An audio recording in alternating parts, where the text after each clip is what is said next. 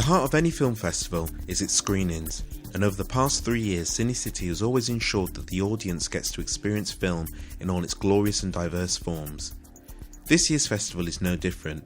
You can find probing documentaries like Mark and Nick Francis's Black Gold next to firm family favourites such as Alan Parker's Bugsy Malone, and film experiences that just can't be recreated at home, such as that of our next guest on the Cinecity podcast, John Fox. John Fox is renowned as a pioneer of synthesizer music and the founder and lead singer of Ultravox before the continuation of his career as a solo artist. John's latest album, Tiny Colour Movies, was inspired by a private collection of movie shorts, and Cinecity is honoured to host the UK premiere of John playing live to the films that inspired the Tiny Colour Movies album.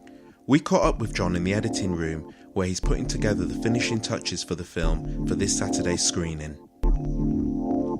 We've only just got the material because a lot of it had to come from America, from a collector, and it's very unstable fragments of Super 8 that had to be digitized so we can project them in cinemas, and to persuade the people who own them and collect them to get them digitized, because they're beginning to be considered as being very precious now.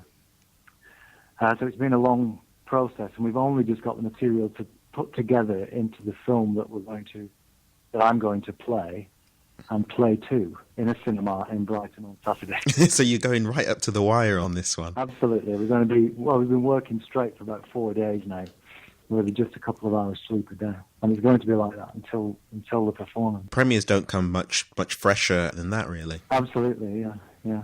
But it's just the nature of what we're doing, because these things are tiny fragments of film that have been collected over years, so they're very fragile. But the film's beautiful, it's really gorgeous stuff. I'm really pleased to be able to use it, and to be able to write music for it too is a real privilege, I think. How did you first come across the rare footage? It's not the kind of thing that you just pop around someone's house and tends to be on. Well, yeah, initially I started collecting things myself, and I was just fascinated by this idea of getting movies that weren't made for commercial use, but people made for pleasure, and fun. And then they became sort of quaint things that weren't made anymore. And I knew a couple of people who collected them.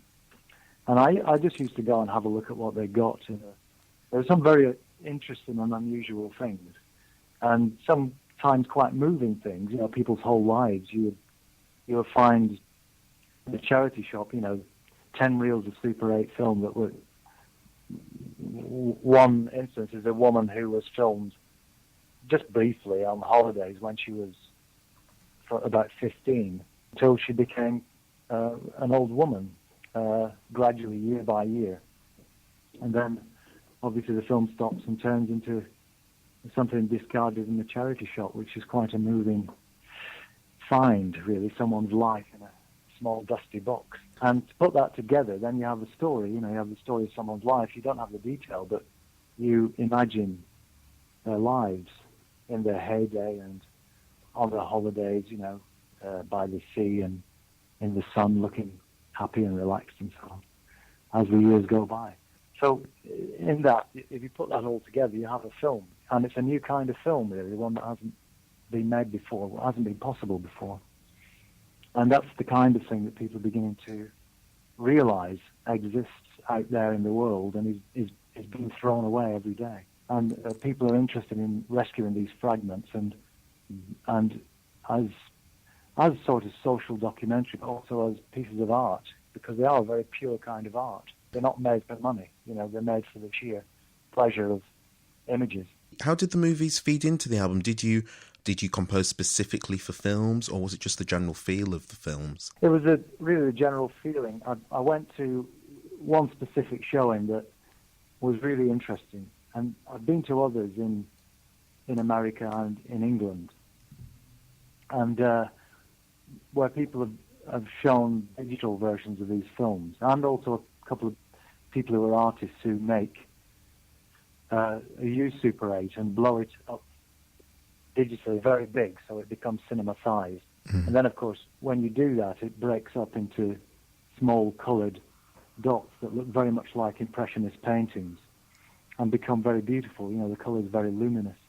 So you have all these people who are working and projecting big, beautiful images.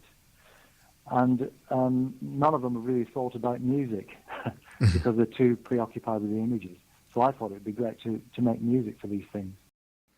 How important do you think it is that things like Cinecity exist? I think it's vital. I mean, England, we make a lot of great films. You know, we have people who make wonderful films here, and we've got everything except a really viable film industry. But I think things are changing. I think since digital technologies come in now, anyone can make a movie. And I think that will be a whole shift that will really change the film world. It'll change Hollywood, that's for sure. I think Hollywood's in for a good kicking. But I love Hollywood, and I don't want to see it die or anything like that. Inevitably, it will change. Even over the last couple of years, you know, Hollywood's concentrating more on making blockbusters, and independent filmmakers are making the story films, you know, the films that involve people. So you can see, even in the last couple of years, the whole thing has shifted, and it will continue to do that. I've been brought up with films, and they're part of my mental landscape, you know, and physical landscape as well. So I can't see that I'm ever going to lose interest in them. And I think the generations that grew up since the war are the same worldwide. It's a massive worldwide industry.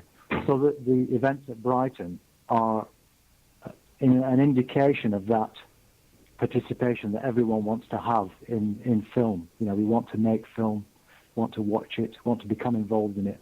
And I think the whole country is beginning to shift its attitude to filmmakers and filmmaking now, because it is a worldwide activity. It's like rock and roll used to be, you know.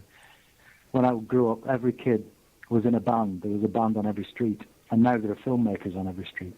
I'm just anxious to see what young people and new filmmakers are making anywhere, right across the world. You know, I think it's absolutely fascinating and very exciting period, this now.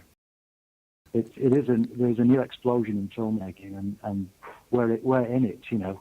This is the revolution. But I think this is exactly the moment, it's a parallel to that moment when Charlie Chaplin decided to stop treading the boards in vaudeville or a music hall, and first saw his movie, his first movie, and decided that that's what he wanted to do.